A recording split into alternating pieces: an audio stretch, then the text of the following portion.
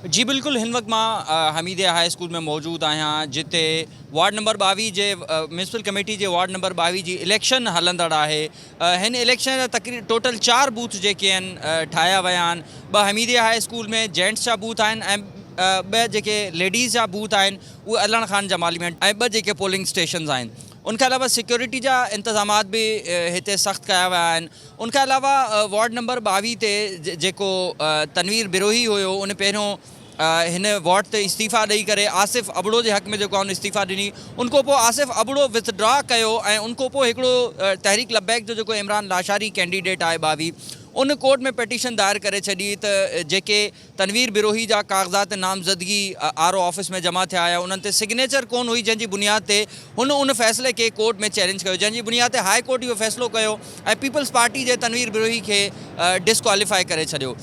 ही इलेक्शन जो प्रोसेस शाम 5 वॻे ताईं हलंदो ऐं तव्हांखे गॾोगॾु ही बि ॿुधाईंदो हलां त हिते वोटर्स जी जेकी तादाद आहे उहा 3085 जे आसपास आहे, जंहिंमें 1400 कुझु जेके आहिनि ख़वातीन ऐं 1600 कुझु जेके नंबर्स आहिनि उहो मर्द हज़रात जो आहे। शाम जो 5 वॻे रिज़ल्ट डिक्लेयर थींदो ऐं ख़बर पवंदी त वार्ड 22 जे माण्हुनि जेको आहे उहो कंहिंखे काउंसलर चूंडियो आहे। जी।